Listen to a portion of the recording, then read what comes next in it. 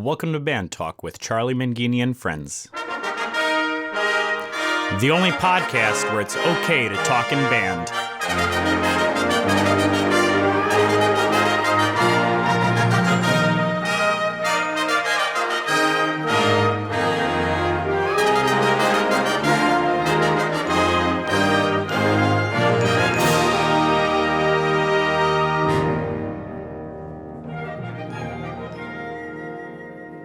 On this podcast, you will be able to hear conversations with some of the greatest names in wind band conducting, composing, and arranging. We'll also visit with great college, high school, middle school, and elementary band directors to get their thoughts on various aspects of being a band director. We'll have regular check-ins with instrument specialists, music dealers, and instrument repair professionals. And if that's not enough, we'll even have regular conversations with Dr. Tim, who will help keep us motivated. That's Band Talk with Charlie Mangini and friends. And now, here's Charlie. Welcome to Band Talk with Charlie Mangini and friends, and this, our 35th episode in our podcast series. I'm so glad that you're listening today, and if this is the first time you've checked us out, or if you're one of our loyal followers, thank you. Today's conversation is with Timothy Mahr, composer and director of bands at St. Olaf College in Northfield, Minnesota. Tim Mahr is just a great spirit, and as you'll hear, he is a sincere, funny, and insightful person. I just love this conversation because as you listen to him speak, you will hear the respect and the reverence he has for those who came before him and for those with whom he works. I have this saying, dance with them that brung you.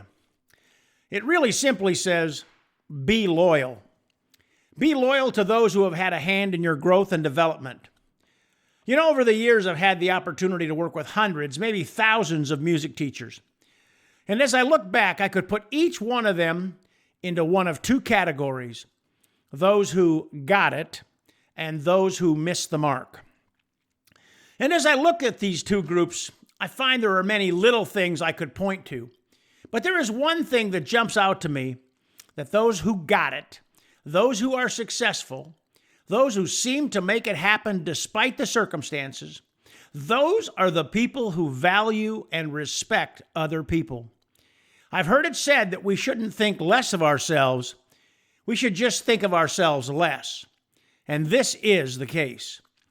The people that get it realized that many other people had a hand in their success.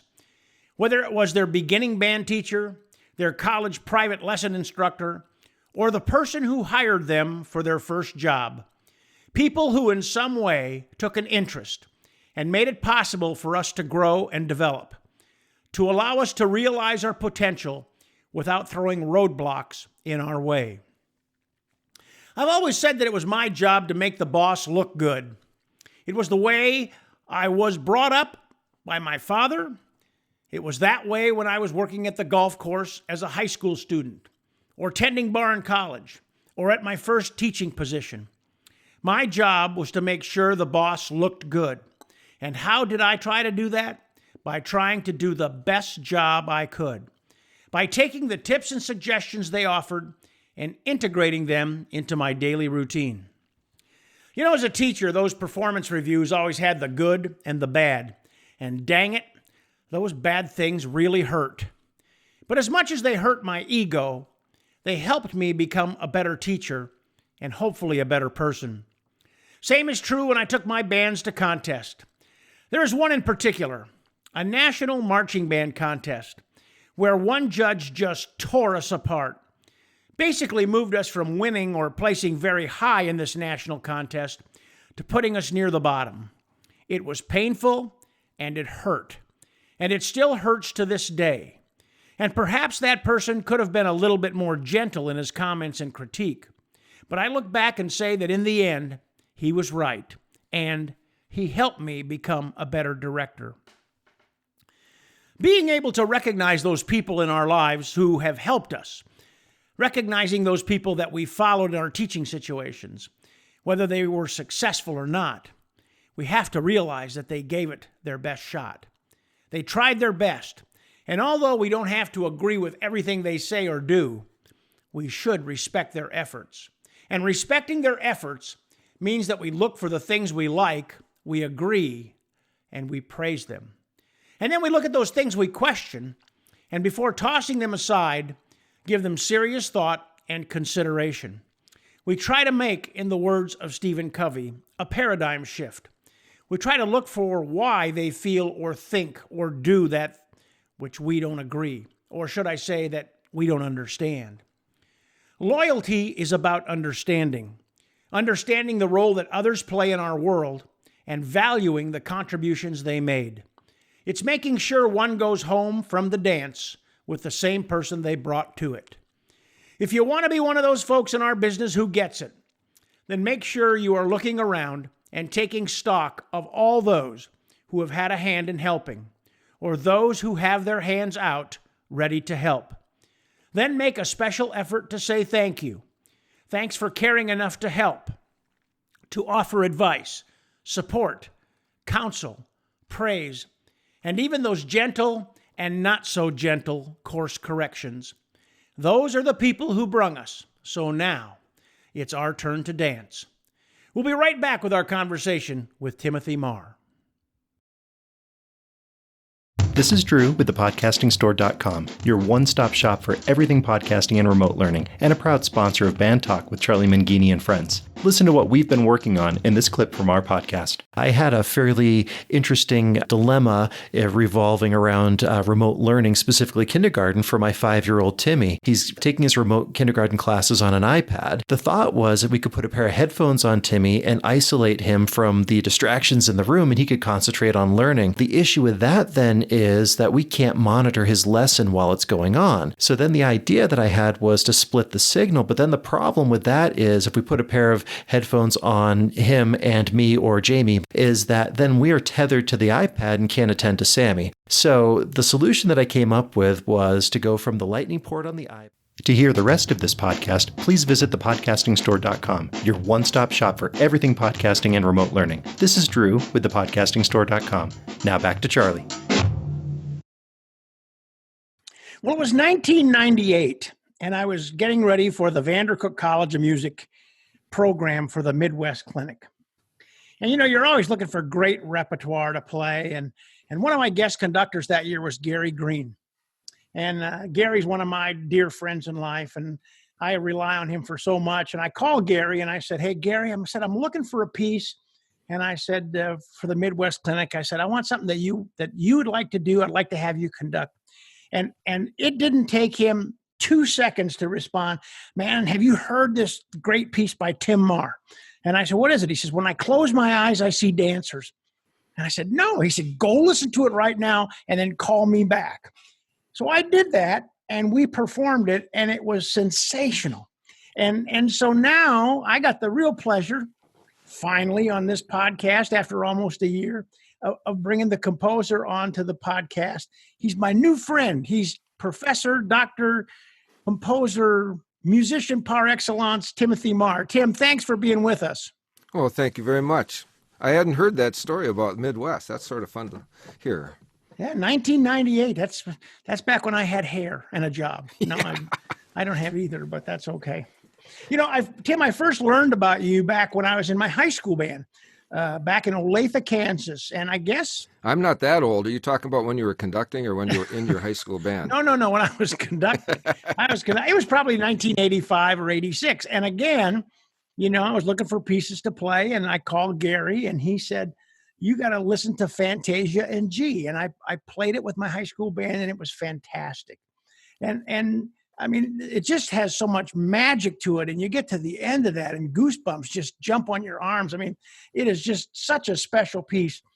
And so most of our listeners probably know of you through your compositions that we'll talk about as we go on, and probably your work at St. Olaf. But tell us about the young Tim Mahr, where you grew up and how music became a part of your life.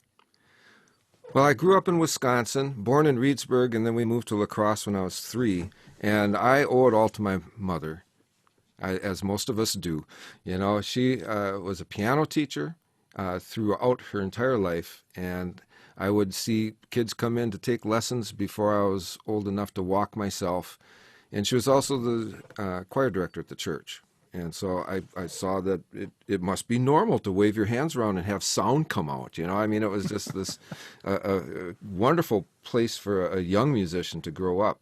And she started me on piano and then farmed me out to somebody else who would be a better teacher, and I wouldn't have to study with my mom. She was smart about that. I had fantastic conductors in the middle school and in the high school. I got my trombone in the summer of second grade from my uncle. I could barely get out to about fourth position, but I started trombone really early. Second grade? Yeah. So when I was in third grade, I was playing in the fifth grade band. And when I was in junior high, I played in the high school band. High school, I played in the college band. Local UW lacrosse group had me sit in. And so I was able to punch things forward with that. I marched in the lacrosse Blue Stars for a couple of years in ninth and 10th grade, and those were really formative years for me for practice habits and work ethic and all of that, but also getting a sense for what a percussion section can do to propel music. And so I count that as part of my upbringing. I had the unfortunate situation where my high school band director, Bill Baker, had two incidents, one my junior year and one my senior year. One, his wife passed away, and the other year he had a heart attack. And they just asked who wants to take the band, and they had the choir director come and sit in the back and sort of keep the discipline. And I raised my hand, and that's when I started to conduct. I did a Sound of Music medley. Like an idiot, I took on a medley right away with all those transitions and things like that. And then Ritual Fire Dance, because oh my, I just loved that piece of music, and there was a moderate transcription of it, and so I was afforded opportunities for growth. I started writing back then as well. So, is that when you started your composing? Yeah. Basically, it was due to a young woman that I fell in love with when I was in 8th grade. I started writing little piano pieces for her, thinking I would impress her, and that didn't work at all. And but I found out that I could take some ideas that I had in my head and make them come out as music. Wow! So you graduated from La Crosse Central, and then you head off to college. What made you choose St. Olaf?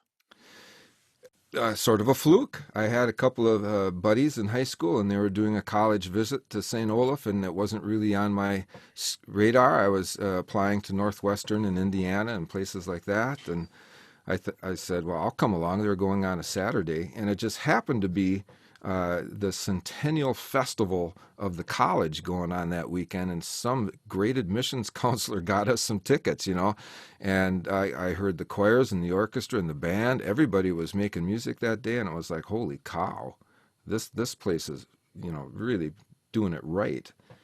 And so I applied, and Indiana didn't accept me, and Northwestern didn't. Northwestern, both of those places have had me come back and teach, but I wasn't good enough to go to school there, so that worked out just fine because I ended up exactly where I was supposed to be. I'm sort of a believer in that, that things are going to work out. You're probably where you're supposed to be.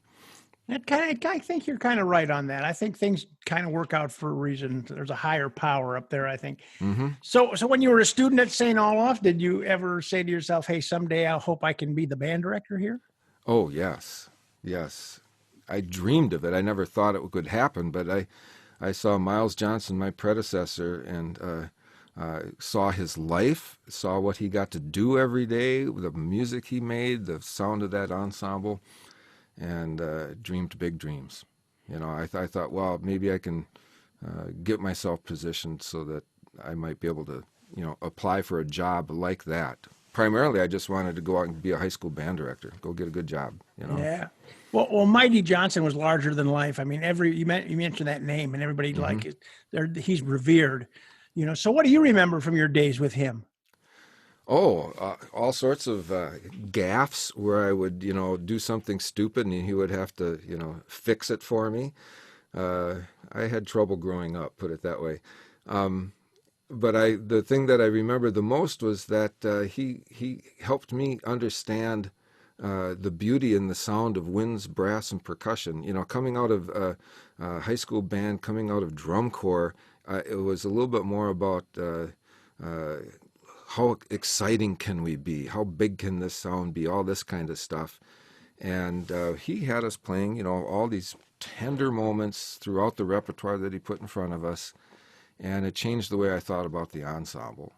And to this day, affects the way I think about the ensemble. And I saw the way he was revered and the integrity with which he carried himself. And I to this day, you have these little bracelets that say, "What would Jesus do?" That Right. kind of thing. And mine is, "What would Mighty do?" and throughout my whole teaching career, some kind of conundrum would come up, and it would be, well, what would Mighty do? And usually that would, align my thinking on a path that might have a decent answer to it. So being a young musician and a trombone player, not that, I was a trumpet player. So I remember my early days in college, and I had a great director in my young days, Dr. Loren Rickmeyer at Northern Michigan University.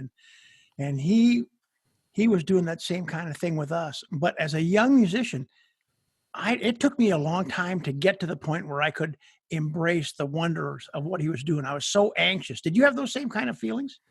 Well, it's magic. And when you're in a decent band and everybody's trying really hard, the intonation comes together more quickly. Everything works faster and better. And so, there's a seduction just with the music and the sound as well. And then it's, well, how's he making that happen? And it did, I wasn't a brilliant young man at all. It took me until I was, the last part of my junior year before I started waking up in rehearsals and really watching what he was doing, let alone trying to play my part. Yeah. So you graduated from St. Olaf, and then what was next? Did you teach? Did you go to grad school?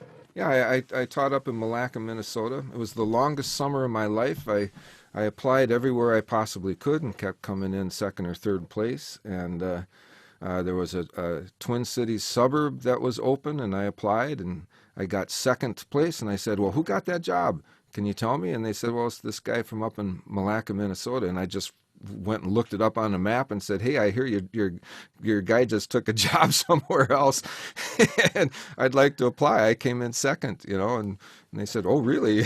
I don't think they had even heard yet, and got lucky. And so I got hired on August 15th or something like that, and went up there and found a place where I could rent out in the country for $100 a month, little house that was sort of like a mobile home on a guy's farm, 11 miles outside of Malacca. It's a town of 3,000 up in Minnesota. Is it up by Duluth? No, a little bit more like an hour north of the Twin Cities, south of Lake Mille Lacs. And it was a perfect place for me. I love the people there, and like any good first job, you're going to make mistakes. And this was a sort of a safe place for me to work out the kinks a little bit. And I improved, I think, the repertoire that they were doing and the quality of the marching ensemble and everything that was happening. And so I honestly, to this day, think I probably could have stayed in the high school at Malacca for the rest of my career, but a really happy, fulfilled person. It was a great place. So how long did you stay there? I was there 3 years, and the itch was coming on to chase my trombone down just a little bit more and go get a master's in performance. I had a role model in that line of thinking, and that would be J. Robert Hansen. This was Mighty's brother-in-law, who was longtime conductor up in Concordia College and Fargo Moorhead Symphony and so on. And he did his master's in trumpet and his doctorate in conducting, and he had a composition degree, and he had all these different things in his package. And I thought, that sounds fun, And so I when I was at St. Olaf, it was both a theory composition degree that I got at the end of my junior year, and then an education degree at the end of my senior year. Then I went and did a trombone master's and then a doctorate in instrumental conducting. And both of those happened down at the University of Iowa. I'd heard about a guy named Jonathan Hill, who taught trombone at Iowa. And I thought, well, I'll go check this guy out. And we had a nice hour-long lesson. He cut me down at my knees and built me back up all in 1 hour, that kind of thing. And I thought, I got a lot to learn from this guy. I didn't know anything about Myron Welch or the bands. I'm just an idiot, and just sort of ended up landing there. And it worked out great. Morgan Jones got me involved. I was there 2 years doing my master's work, and the second year I got on the marching band staff. He heard that I was a high school band director. I wasn't doing that my first year there. I was a performance major. I also tried taking composition lessons at the same time, and I couldn't keep up with the graduate students. They were expecting a movement for a string quartet every week, and I was supposed to be practicing my trombone 6 hours a day. So that didn't work out too well. So when you went to Iowa for your trombone masters, did you stay right on and get your doctorate in conducting? I did. I started some of those courses while I was finishing up the masters and got accepted into the program. I left after getting the masters. I got really lucky. The position at the University of Minnesota Duluth opened up, and they were looking for someone who could be sort of a low brass band person. And I threw my papers in.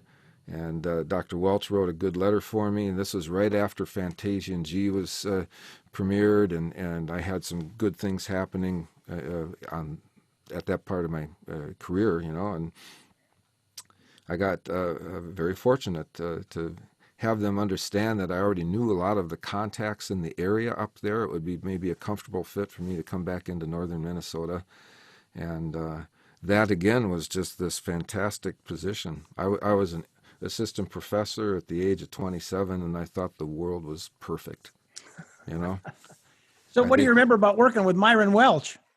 Oh, all sorts of stuff. The guy had a seminar in band problems, and I always thought that was one of the greatest titles for a course ever. It wasn't, like a seminar in band methodology. It was in band problems. But that's exactly what we went after. We talked about the nitty-gritty stuff about, making it really work. He's one-on-one conducting lessons in his office, with a recorded work, going through all the master works and so on. He was great with the symphony band. He allowed me to do stuff with the symphony band. And I've always been very fortunate to have people open doors for me, and I've tried to do that as a teacher myself. I think many of us do. We understand that we wouldn't be where we are without a bunch of people helping us out. And so that's one of the most gratifying things you can do, is watch one of your students blossom. Yeah. I love doing that. Yeah, and Myron Welch is just one of the great people in the world. When I took my high school band to the Tournament of Roses when I was in Olathe, Kansas, it was the same year that Iowa went to the Rose Bowl. Yeah. Parade. So the thing was, the president of the Tournament of Roses would come to your school, and you had to present him with a gift. And in Olathe, Kansas, we had a supporter of the band who ran a cowboy boot company, a Western boot company. And so we took the president of the Tournament of Roses down to the boot company, and we got him made a pair of custom white full quill ostrich cowboy boots. Wow. And we had the band logo with the Tournament of Roses logo embroidered on the front of these boots. and that was his gift. We got him fitted up, and we sent it to him in California. So we get out there, and this guy is the president, who's now deceased, is making a big deal about these boots. And Myron's was there, and Myron goes like, "Well, how come I didn't get a set of boots, Charlie? I need to get some boots." And that became a running gag that we had for about, 15 years. And I had a set of boots made myself. So about, 15 years ago, maybe 10 years ago, 5 years ago, I don't know what it was. I got the boots, and I boxed them up. And I said, and I wrote a note to Myron. I said, "I finally found your boots." I said, "Somebody else had gotten them and they've worn them a bit." I said, "But I hope they fit." And I sent him these, and he saw me at the Midwest Clinic, and we laughed for an hour about that thing. And of course, he sent them back, but he is one of the great people in the world. Yeah. He once again just made so many things happen for me. Back in '85, when I first started up at UMD, the CBDNA conference was happening out at UC Boulder, and Myron had the Iowa Symphony Band playing out there, and he said, "Well, let's do Fantasia in G, and why don't you conduct?" I mean, he didn't have to give up his podium time at a CBDNA to, make something like that happen. That's great. And then he showed me how to conduct my piece. These wonderful. are priceless memories. So when you were at Iowa, being a composer, I mean, you had one of the guys that was like one of the incredible educational composers, arrangers of all times, Jaime Voxman there. Did you ever have any Yes. conversations with Dr. Voxman about his work and that whole craft? I wish I would have. It was a little bit more just social interaction. But one of my favorite stories about Jaime is they asked me to come back, about 2005 or so, something like this, to conduct the Iowa City Community Band in the summertime. One of those one rehearsal, do the gig things. Yep. And so I come to this rehearsal, and here's Jaime Voxman sitting first chair clarinet, and it was just like, oh my God, this is perfect. And so a little bit later, there's Jaime gave some money to Iowa City to commission works for different aspects of the music program in the city. And I got a commission to write a work for the bands, high school bands, and I wrote a three-movement piece called Heroic Valor, HV for Jaime Voxman, and it has a solo for the clarinet in the middle movement and stuff. So that's my connection to Jaime, let alone all the repertoire that our students have worked on. I've worked on over the years. Yeah, and he played in that Iowa City Community Band until he was like 90 years old or something. Yeah, it's amazing. Yeah, he was an incredible man. Well, so when the director of bands position came open in St. Olaf in '94, were you already there, or were you still in Minnesota? I was up at Duluth, UMD, and was still needing to finish up the writing for my doctorate. And was slowly chipping away on a rather massive collection of information about Pulitzer Prize composers and their works for wind ensemble and concert band. And it ended up being a real big project. And so Mighty retired, and he had encouraged me about 2 years earlier. I came up to Northfield to do the conference honor bands that they have here. They have a select band and then the mass band. And Mighty, of course, had the select band. And I had the mass band, which was a very large ensemble. And we had a dinner together, and we went walking afterwards, and he had a football field out behind his house. And we were just walking in the field, and he put his arm around me. He said, "Tim, I want you to have this job."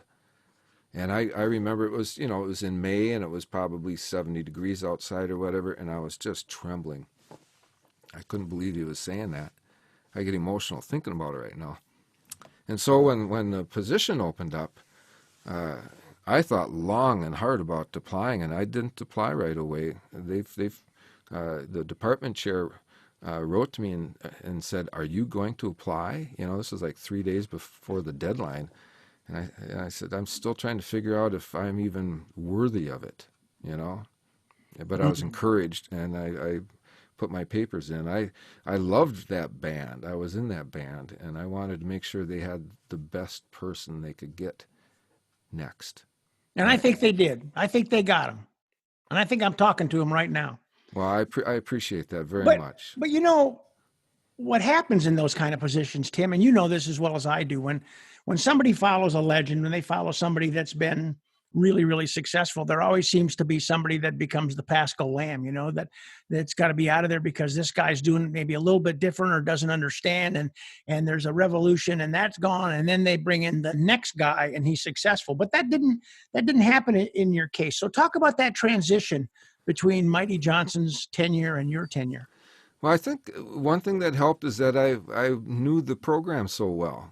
Not only was I in the band, I went back and conducted at their summer camps. Mighty had me come down and premiere pieces and talk to his conducting classes and so on. So I was a known commodity. I didn't have to start, from ground zero on that count. And then, he had this band machine running like a Lamborghini, and I just, strap on the seatbelts and grab the steering wheel and hope I don't crash the car, and so I didn't try to change anything. Eventually, I think the first thing we changed was my wife Jill and we had a cookie bake to get enough Christmas cookies ready for the big holiday party that we host every year. And the first year we frantically tried to get them ready ourselves, and then we thought, wouldn't there be a bunch of students who would like to come out to the house and just bake some cookies? And that's turned into a thing where about 50 or 60 people go through our house in the course of a day in shifts, and we make 15 ice cream buckets full of cookies and put them in a freezer and pull them out for the party. So what's the party? Talk about the party a little bit. Oh, the party's a great time. It's just a lot of fun, ice cream and cookies and peanuts and all that kind of stuff, and they all cram into our house. And every year I have to say a prayer that my floor just won't break. There's we have a sort of a long room that we can have a slideshow in, and almost all the students get in there or in the hallways around it.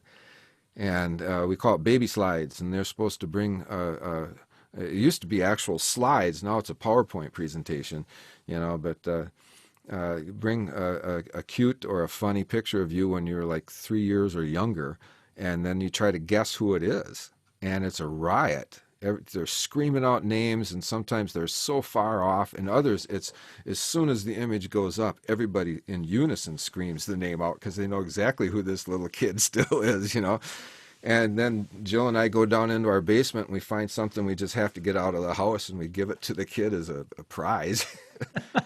One year they went home with a stuffed chair. Here, have this.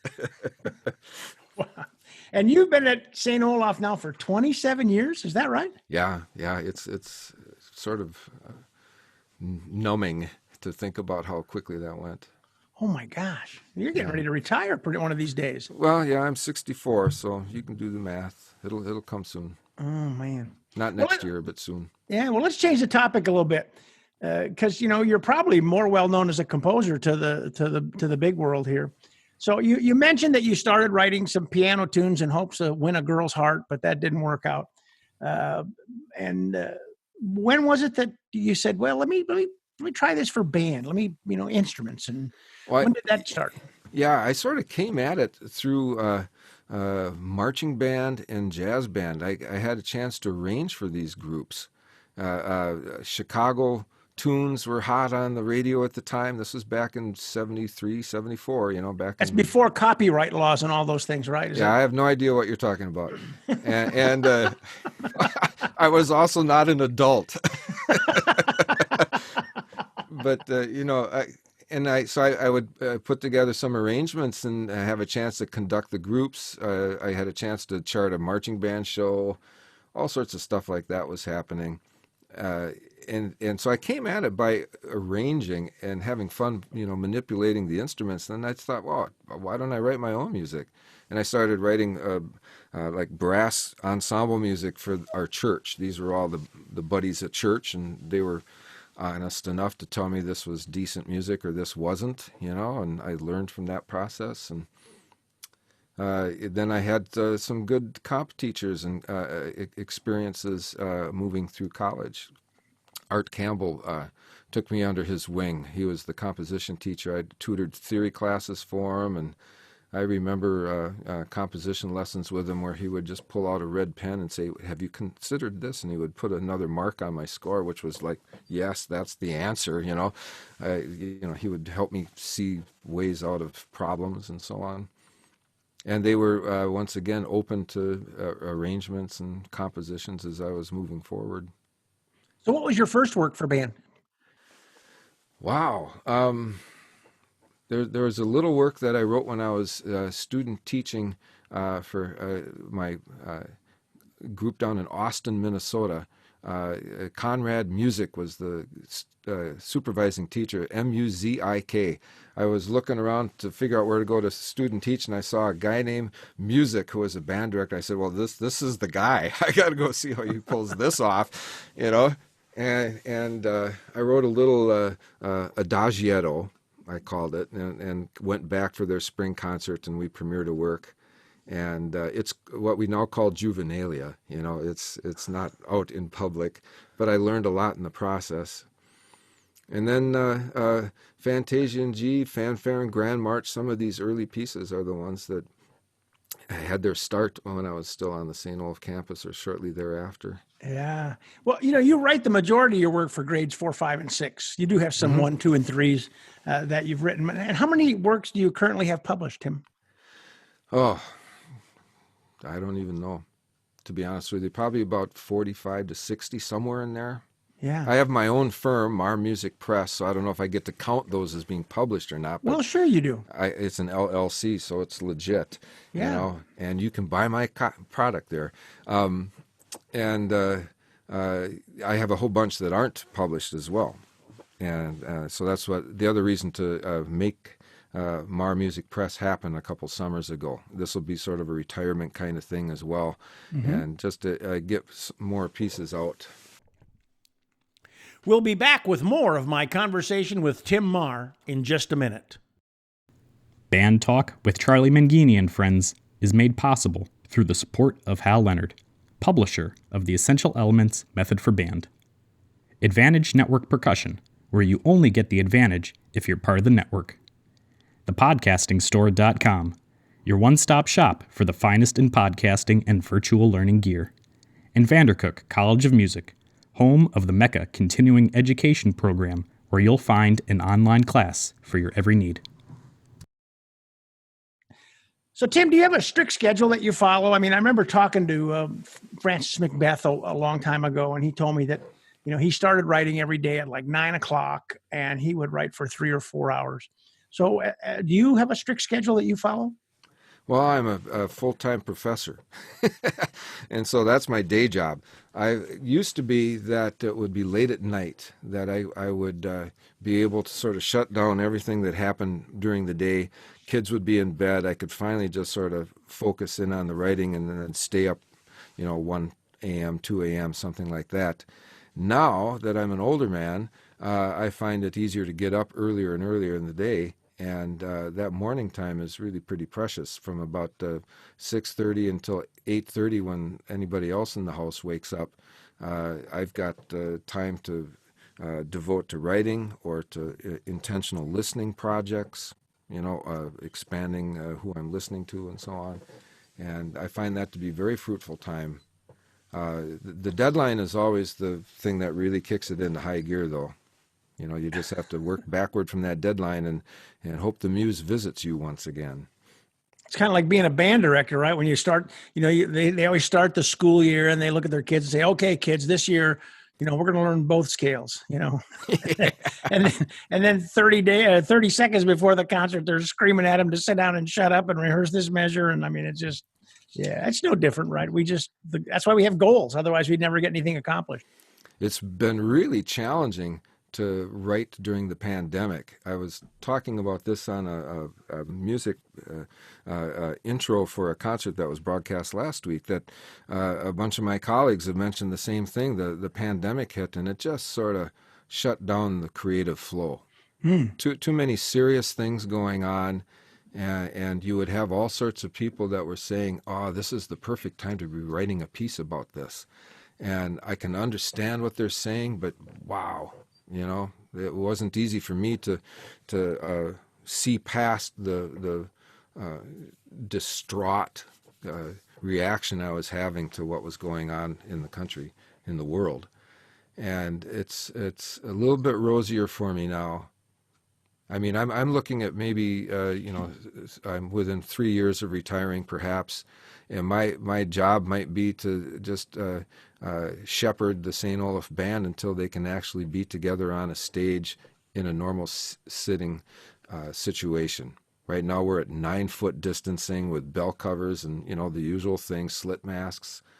We're fortunate that we can have the St. Olaf band is down a little bit because the numbers are down, but we still are a big band of about 84, and we take up the whole basketball floor. They've given us the gymnasium on Saturdays. I can't rehearse in my band room because we can't open windows, and they can have 5 wind players in the band room at any one time for 30 minutes, and then you have to air out for 30 minutes. Everybody who's listening knows exactly what I'm talking about here, I would think.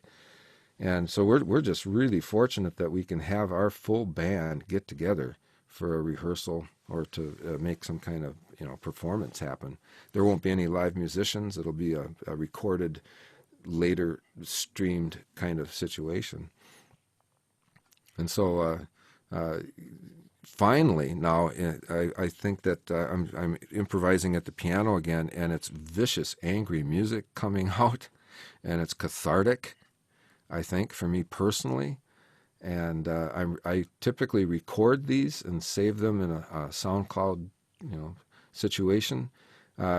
Personal. Other people can't get at it. Right. And but this is just this bank of ideas that when I come back to the writing projects, I've got right now I'm digging into The Poisoned Kiss by Vaughan Williams. Jack Stamp has a project going to have transcriptions made of a bunch of Vaughan Williams music, because it just copyright clearance just hit. And so I love Vaughan Williams, and I thought, well, I'll do that. That'll be a fun project. And then after that, I've got a project for the 150th anniversary of Carthage College with Jim Ripley. I'm really looking forward to that. It'll probably be my second symphony, but a sort of a short symphony. It's really fun to write for college ensembles that are going to give serious preparation time to it. You can go deeper with what you're saying. So I look forward to that. So are most of your works are all original? That you don't dwell on the arrangements. I mean, you mentioned the Vaughan Williams thing. I've done a few arrangements. I find it to be a fun thing to do. Dominic Argento, Pulitzer Prize winning composer, who is a University of Minnesota teacher, I got a hold of one of the quick movements of one of his suites and arranged it. It was a band piece waiting to happen, and I got the clearance from Boozy and Hawks and the composer to do this. And you learn so much in the process. That's one of the big tricks we use when we teach composition. If you really want to learn another composer's music or style, find a work by them and arrange it for a different ensemble. It might be one of their piano pieces or a choral work or something, and do it by hand, so that every note that they thought out, you have to think through and write down as well. You might be translating it to a woodwind instrument or something, but that thought process transfers right through your body and mind in doing so. And so I believe in that. I've done the second and third movements of the Tchaikovsky piano concerto, because the first is done but the other two aren't done. Rachmaninoff piano concerto movement as well. I had a pianist who was interested in commissioning me to do these things, and so and then I transcribe choral works for the Oli band to do every once in a while. You hit upon a good point, and it's something that I've talked to other composers and arrangers, and they all say is so important, is that for young composers and people to write by hand, not rely on finale or Sibelius, especially in the early stages of learning their craft, because so much more goes through the brain when you do that. You agree, obviously, with that? Yes, I do. There comes a point when the software programs are crucial to the composer of today.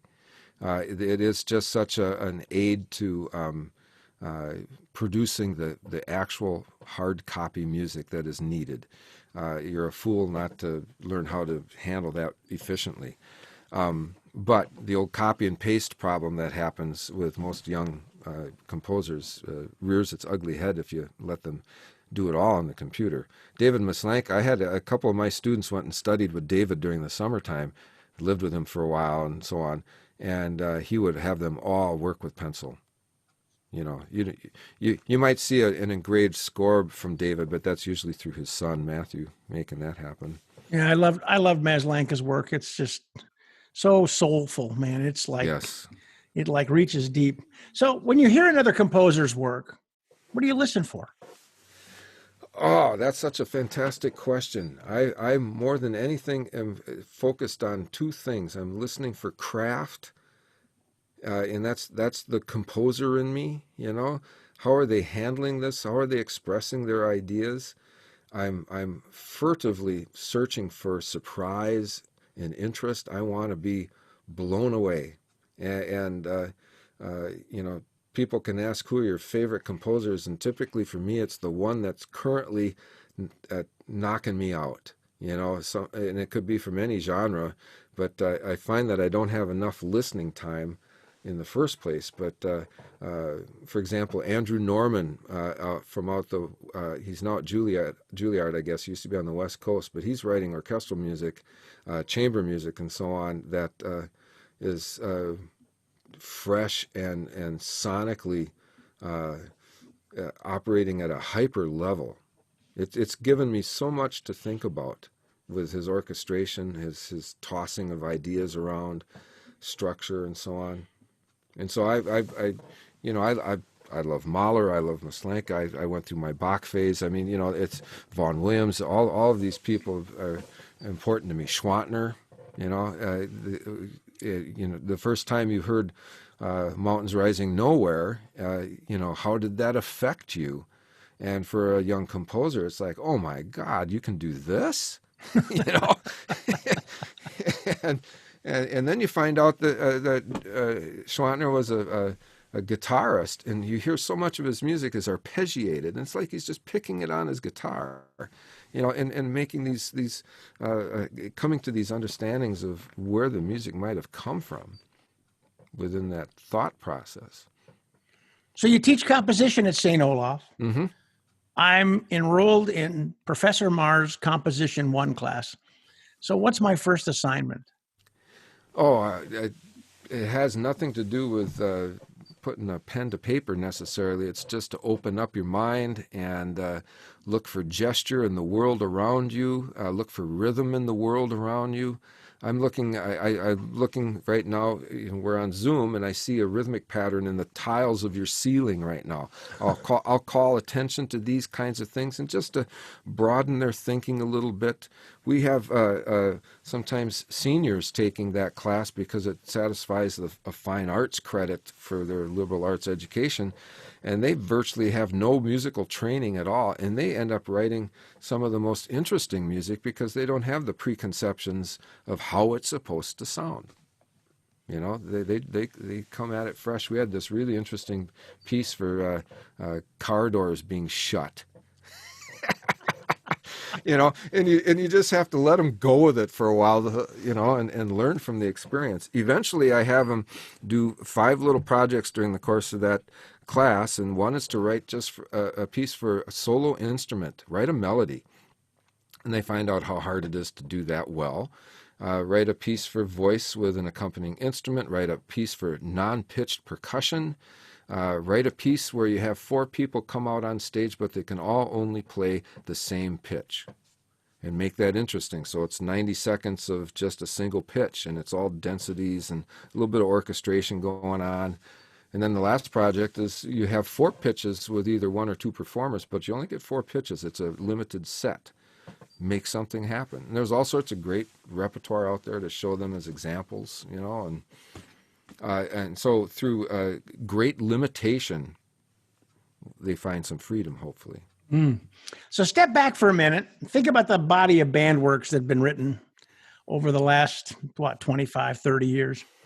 If you had to make a general assessment of what's happened in the profession, in the body of repertoire, what would that be? A couple of things come to mind. One is how quickly someone who can be sort of a hot composer becomes cool. And what I mean by that is they're not hot anymore. Right. And it happens to every generation of composers.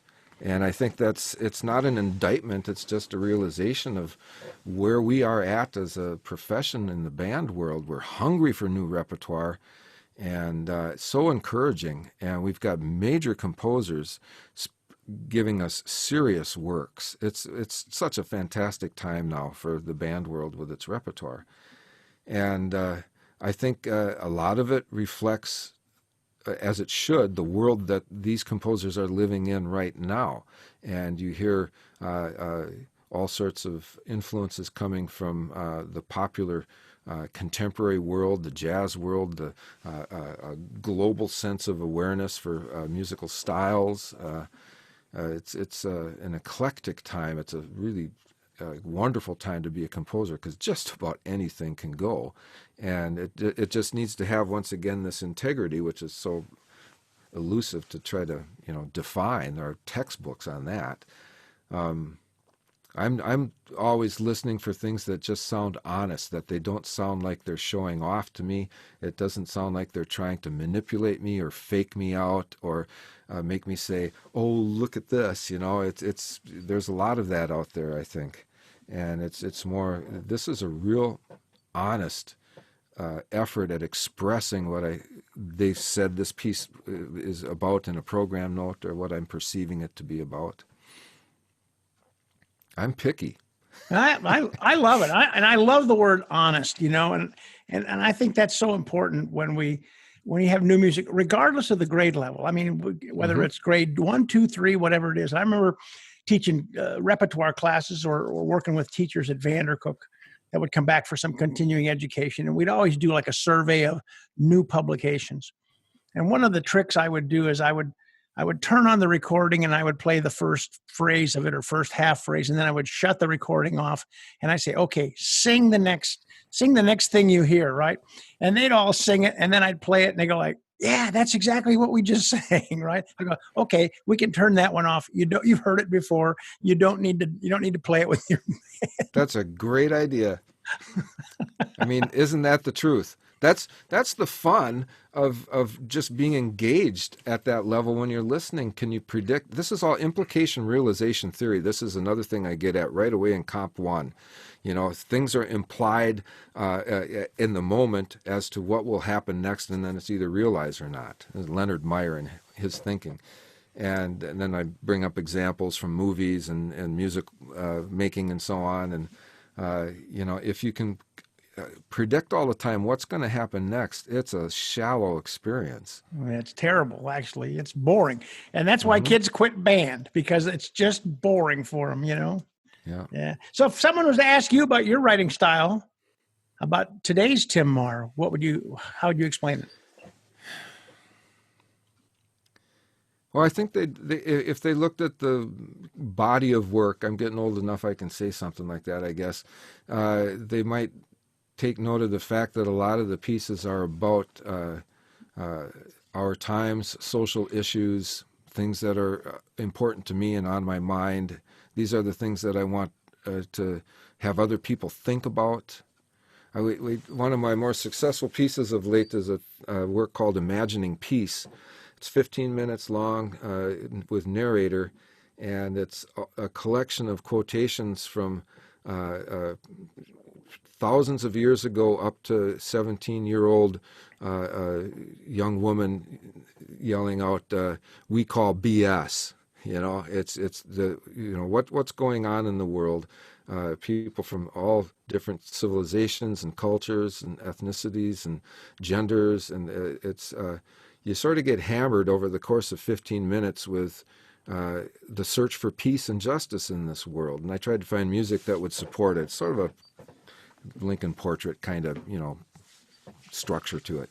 And it's been received really well. And I think it's one of the most important things I'll ever write, because it helps people think about something important. It takes just this musical moment and makes it into something a little bit larger, with all of the quotations being recited.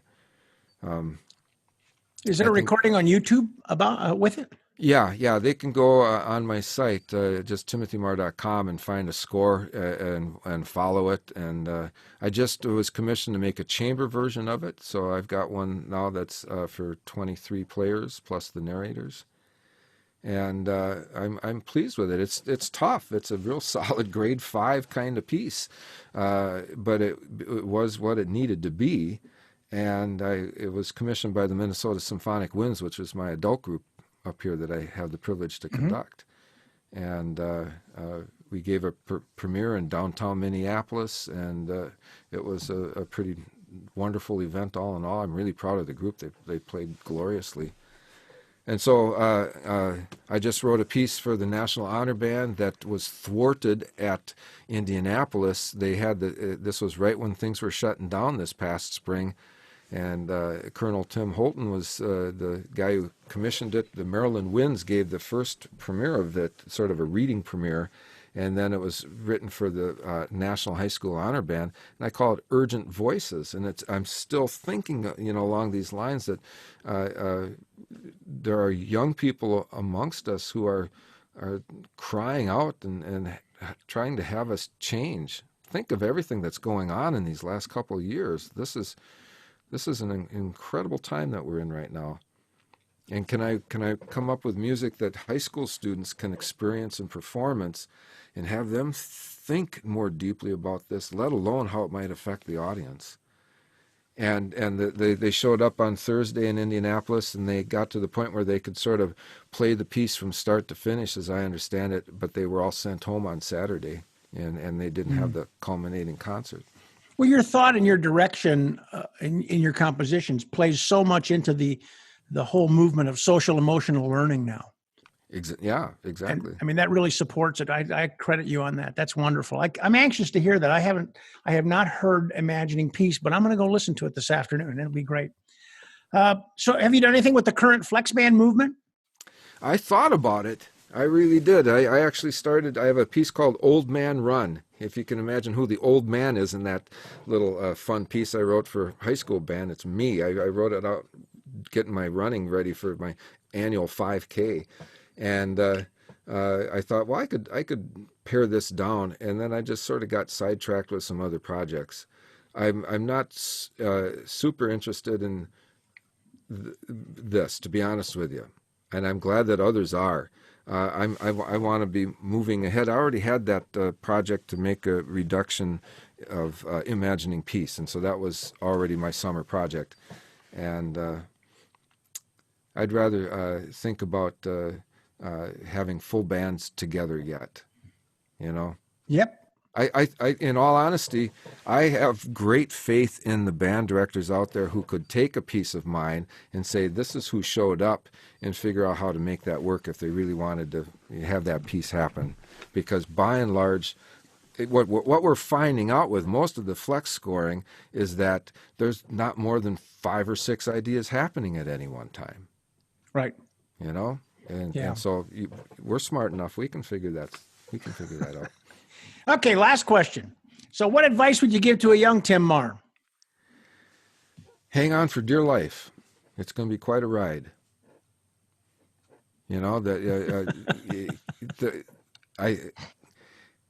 try to keep yourself ready to take advantage of opportunity. Tim, this has been one of the most enjoyable hours I've ever had. I can't thank you enough. I'm sorry for you to hear that. Holy cow. Oh, no, I can't thank you enough. This has been fantastic, and I know our listeners are going to love it, and I can't wait till the time where I get a chance to see you and come up and shake your hand and thank you personally for being so open and honest and sharing your heart and your soul and your thoughts with us. So be well, my friend. Thank you very much. I enjoyed it. I simply love the story about Tim and his relationship with his predecessor, Mighty Johnson. And to hear the respect Tim has about Professor Johnson and all of his teachers along the way. And to think, he started writing music to impress a girl. And though it didn't work out for Tim then, I can honestly say that Timothy Mahr's writing sure impresses many of us today. Keep up the great work, Tim. And oh, by the way, I loved your work Imagining Peace. I hope everyone will give it a listen and make it a part of their lives. Well, that's Band Talk with Charlie Mangini and friends. We'll be back with more great listening conversations. But until then, this is Charlie Mangini saying, thanks for listening.